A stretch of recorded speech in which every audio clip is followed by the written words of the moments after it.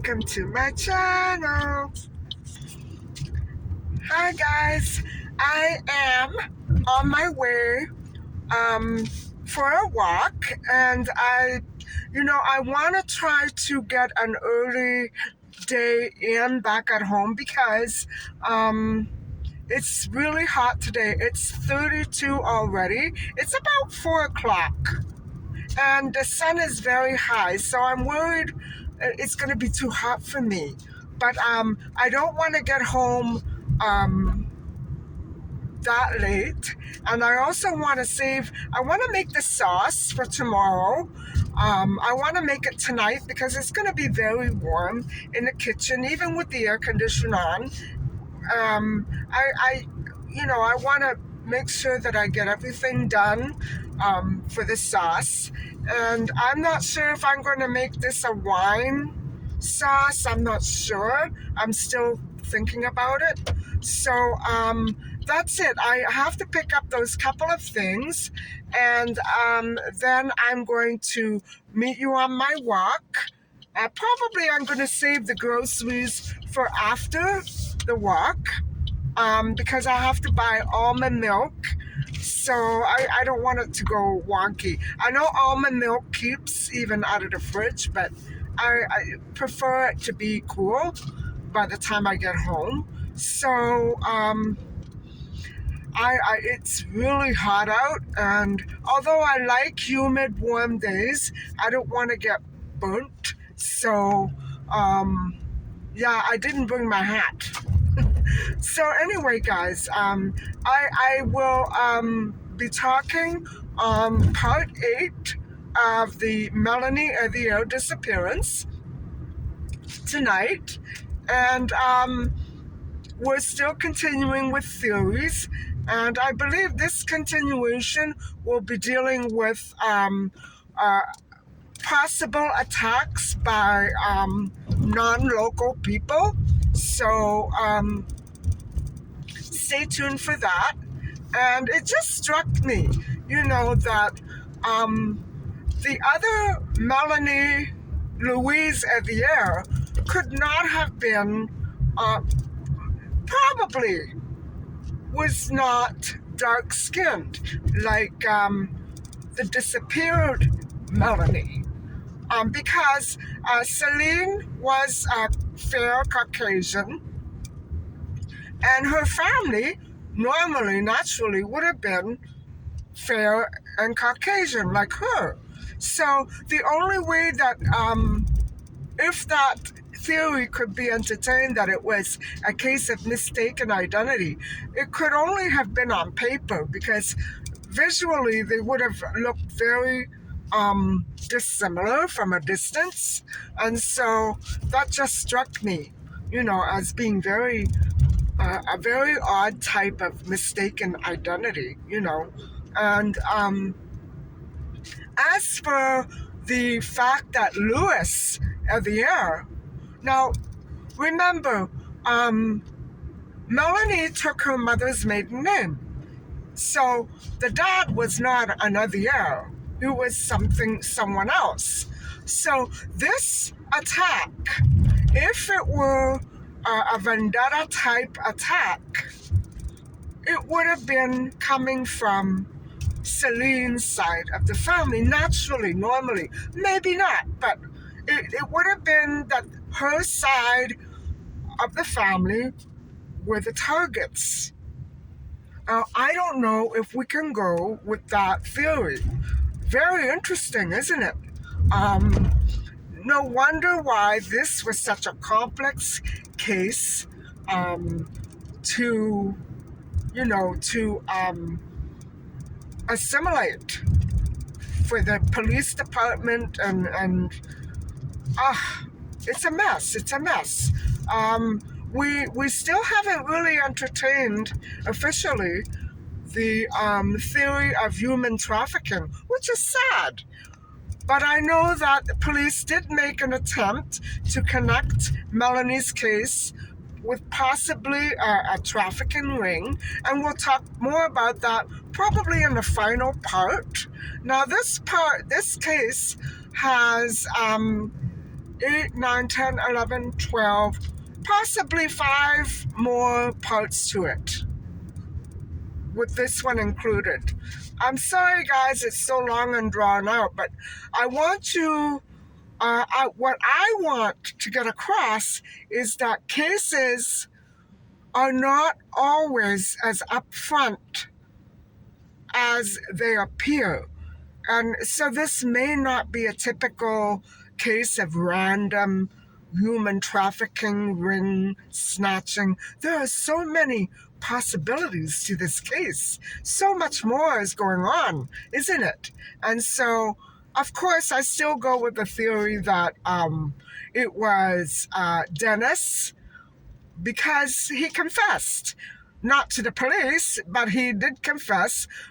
But there are many false confessions out there, so um, it's a very incredible phenomenon. We cannot take Dennis's words blurted out to friends as credible. He wasn't a credible person to begin with, right? So without evidence, we are nowhere. Anyway, guys, I'm on my way to my walk, and I'll meet up with you later on.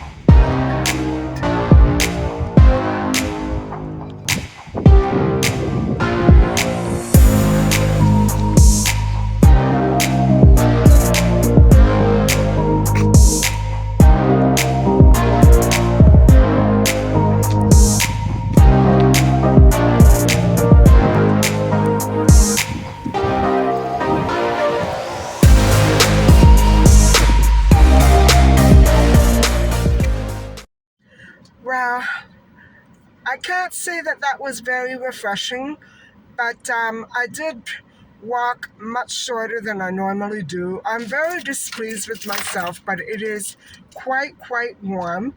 I don't mind so much the heat, it's just that it's getting late and I need to still pick up the items and head on home to make the sauce.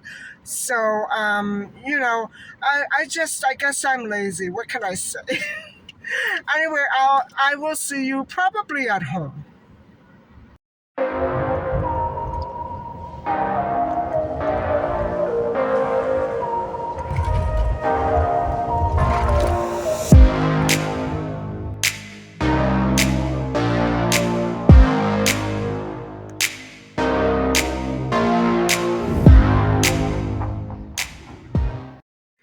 Hi guys, so I just got in and it's hopelessly late. It's after 8 o'clock. I took way too long, in the store, and getting home, there was a lot of traffic.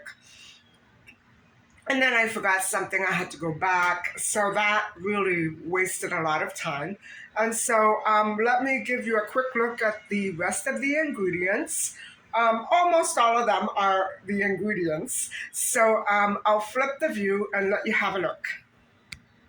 So guys, these two items are for my lunch and dinner, whatever. I like making sandwiches with them, and because I allowed a lot of starch on the starch solution, I can have up to 12 slices of bread a day if I omit rice and potatoes. So I could go half and half and have a little bit of rice, a little bit of potatoes, and the rest will be sandwiches with these. I love roasted peppers packed in water, and these as well. And then I decided to pick up a few more red tomatoes, plum tomatoes, because I yesterday they weren't that great, so I decided to just pick up the rest over here at the local grocers. And then I found the grated cheese, and it is the right color. So anytime I see it very yellow, I don't think it's real Parmesan. So anyway, and then I picked up an avocado for the recipe. And those are the big, huge garlic bunches I was telling you about. So, and then I did manage to find almond milk that is not, oh, I thought it wasn't, I thought it wasn't vanilla, but it actually is. What can I do? I can't find the unflavored one. I don't know what it is. They come in huge, big cartons, and I don't really have a lot of almond milk. It'll be there forever, and it's going to take up a lot of space in the refrigerators. So, no, I'm stuck with vanilla. Anyway, it was good last time. I suppose it'll be good this time. So, altogether, these items came to $25, and there you have it. Most of them are for the recipe.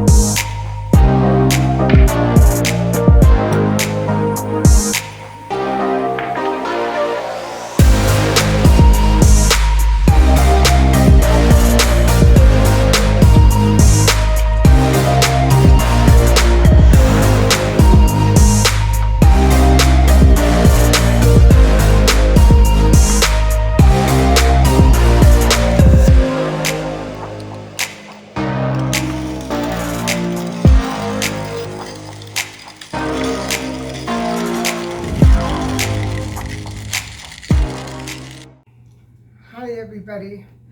Uh, Here I am. I wanted to get in early, and it's after midnight. And I was gonna, take a nice hot bath and wash my hair, but my sauce is still bubbling away, and so I think I should give it another hour or so.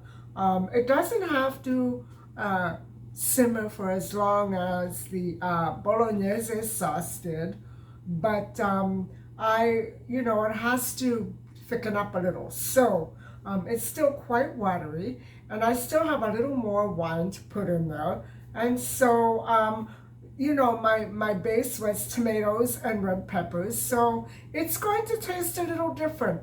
I've done this sauce many times before, and I love the combination of tomatoes and peppers. So we'll have to see how this turns out tomorrow or the next day. I think I'm going to have to spread this apart. I'm not sure if I'm going to be doing 2 more days of recipes or 1 more day. We'll have to see. Anyway, where we left off yesterday was part 8 and the theory of for Melanie's disappearance. We already investigated the theory that it was Dennis Lavelle. There's no evidence for that. Then we went on yesterday to examine the theory of mistaken identity, which was very interesting and quite complex. I didn't realize this case was so steep in issues regarding identity.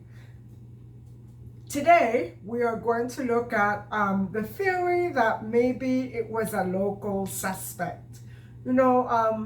Where Melanie and her family lived, it was not a perfect town, and the streets were littered with some drunk drivers. And in those days, I remember this in my province. We used to come out of the bars at, mind you, I didn't go a lot. So it was a real treat when I did go with my friends. They would stay open until 3 a.m., which was kind of late, guys. I remember I used to usually leave around 1, 12:31ish. I'd like to be home by 1, you know what I mean? But it didn't always work out that way. And so Pine Avenue, where Melanie went to see her friend, Ryan, was, it faced a street that was littered with docks. Docks is a very big chain in Ontario, and there's one in my city as well. And I've been there once, but I wasn't that impressed by it, you know. It's that street that faced Pine Avenue was littered with nightclubs and bars. And in those days, it was bars and nightclubs were everywhere. I remember 1996. I remember very well. That was the year my dad passed away. I remember that there wasn't a weekend where I wouldn't be going out with my friends. And my father, when he was ailing in the hospital, he used to say to me, okay, you've been sleeping here overnights at the hospital. You've been going back and forth. Now is your time to go and have some fun. I used to think, and I never said it to him, but I'm too tired to go and have some fun. But it made him feel good. So I went, not often when he was ill, but I went. And so we used to get out pretty late. I remember I was the designated driver, and then we would take turns. But we were never, my group of friends, we were never really rowdy or wild. We used to stick together all the time. And so we rarely came out at 3 a.m. But I remember with one of my other girlfriends, she'd stay out until sunlight. I couldn't go out with her. I would fall asleep, you know what I mean? But in other words, in 1996, bars were open practically all night. So for me, 3 a.m. is all night. So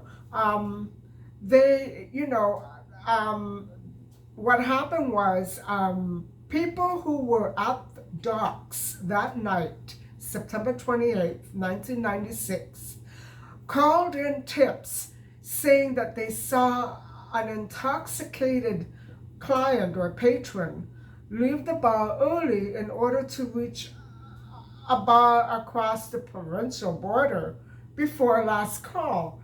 That's cutting it close. And so that one of these drivers, in his rush and drunken rush, might have struck Melanie with the vehicle.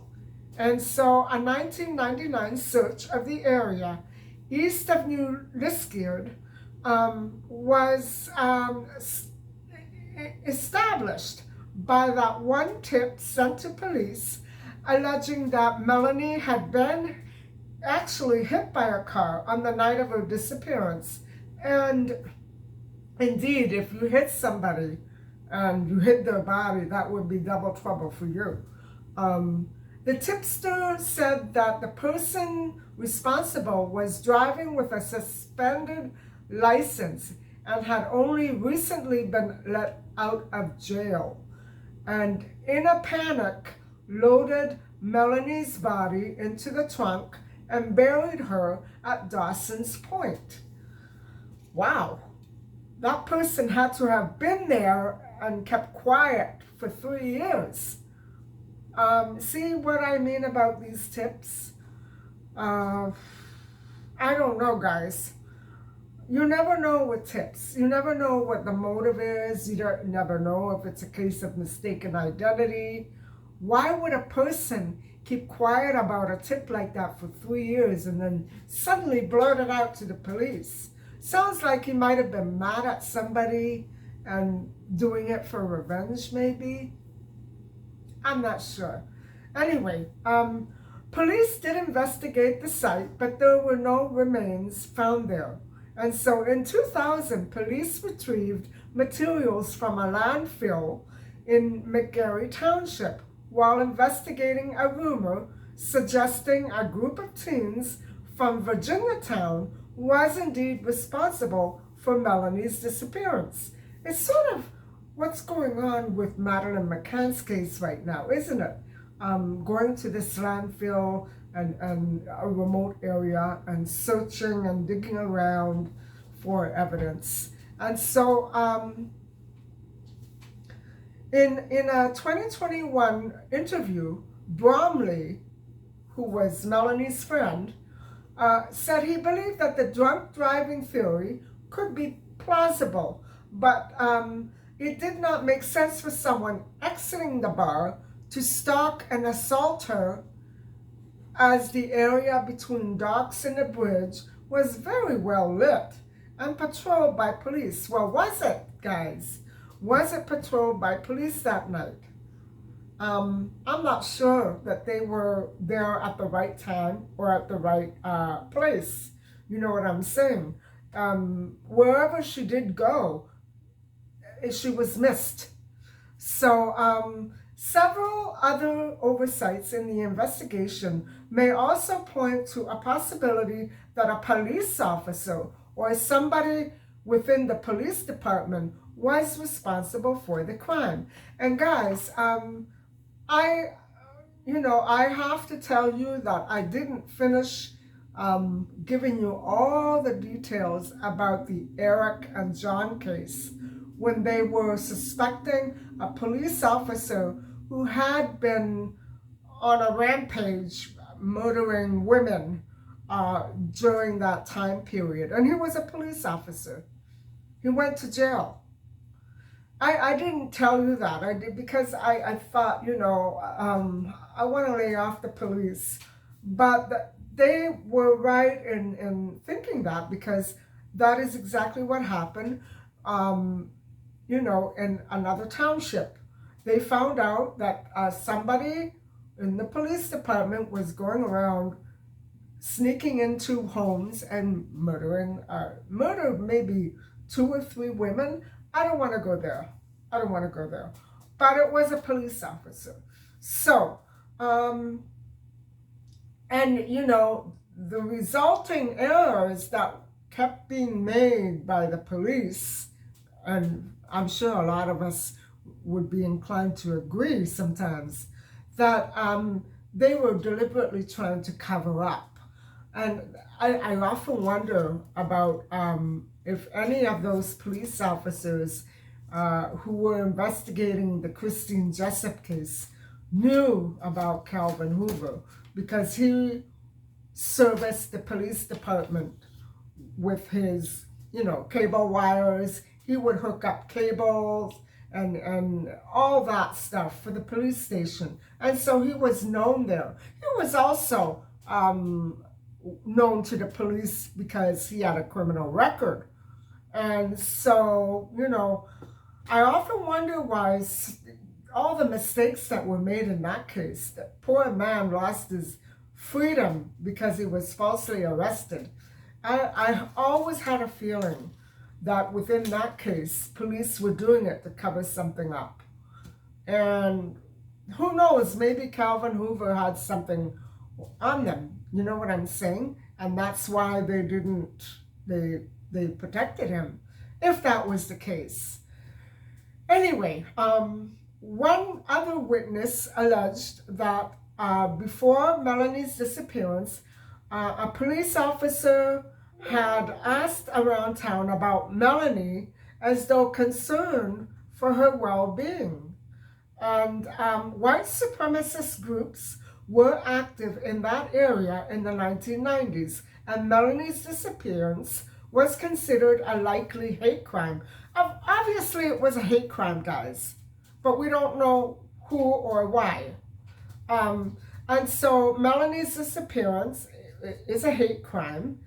And before Melanie went missing, she was one of only 3 dark-skinned girls and Ulysses.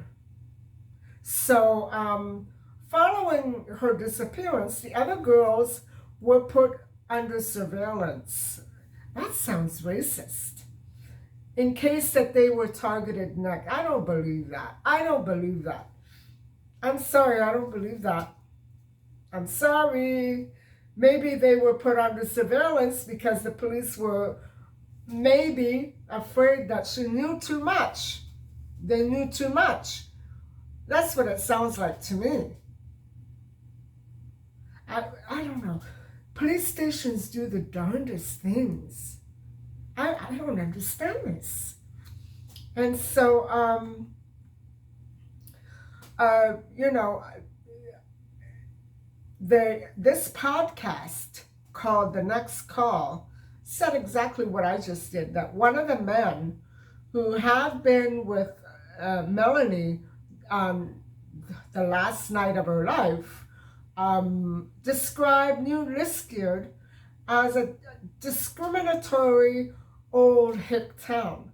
And so he recalled instances of homophobic harassment against a local teenager from around the time of the disappearance. So this town was very politically, it had political issues, it had social political problems.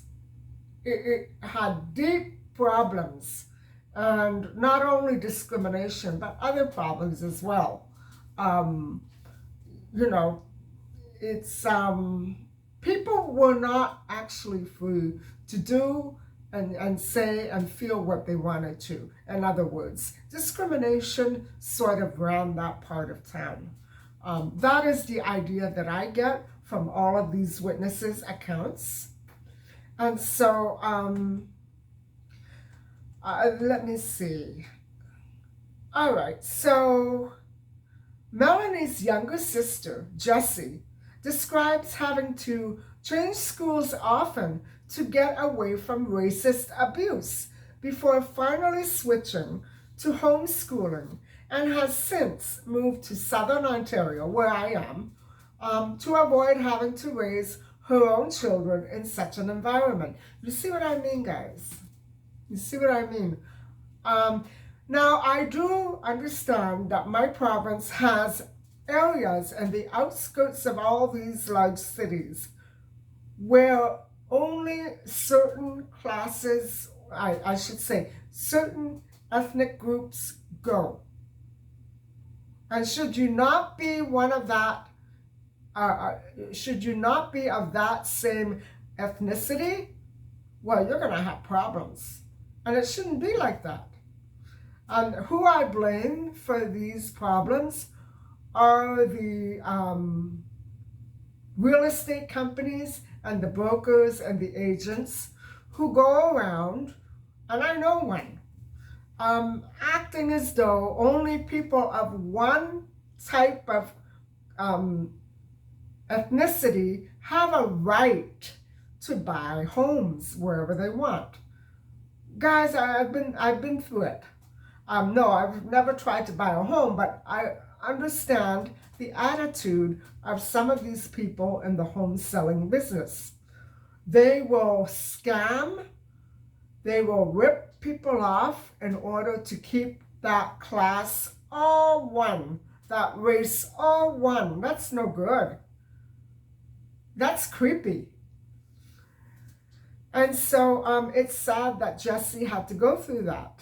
So according to local people, there was a known fishing spot located under the Armstrong Street Bridge where Melanie was crossing, and it was accessible by footpaths in the area. And it is possible a witness or a suspect may have been night fishing at 1 a.m. in the morning. That's not too safe at the time of her disappearance. So guys, I don't know about this local person theory. I'm not convinced that it would have been, obviously it had to have been somebody local, but I'm not sure that it was a random, accidental. I know it must have been hate, but you know, the drunk driving even if it was drunk driving, I'm not sure if it would have been random. To me, it sounds like organized crime, and that's just my opinion. Anyway, guys, I'm going to call it a night. I have to finish making the sauce, and I really hope that you enjoyed coming along with me today and listening to me talk about part 9 of the Melanie case. And so tomorrow we will probably skip it. We have another 4 parts coming. Or I should say we have another 4 parts coming. I don't know, guys, what I'm doing with this case. It's so long. But I really want to get through all these little parts carefully so that maybe we can start to apply the theories to other crimes around us that have not yet been solved. But to me, it does seem like the police missed a lot of opportunities, and I don't understand it. Unless they actually know who did it and the person is dead, I don't know. There's no excuse. I don't really think that police departments should be allowed to withhold information. I think it should be made illegal. What do you think? They don't own information. And they say that police withhold information because they don't want the false confessions. Well, crap. If you weren't in such a rush to falsely arrest people without physical evidence, you wouldn't have to worry about that. Jeez. So I would say, who cares about false confessions? If they can provide physical evidence, arrest them. If not, it's a false confession. You know what I mean? I don't get it. I don't get it, guys. There's something wrong in many of these cases regarding police that do this. It could be that it's somebody related to the police or close to the police or something like that. I don't know, but it sure does seem like they're protecting a whole lot of people, doesn't it? Anyway, thank you very much for watching, and please don't forget to like and subscribe. Bye for now.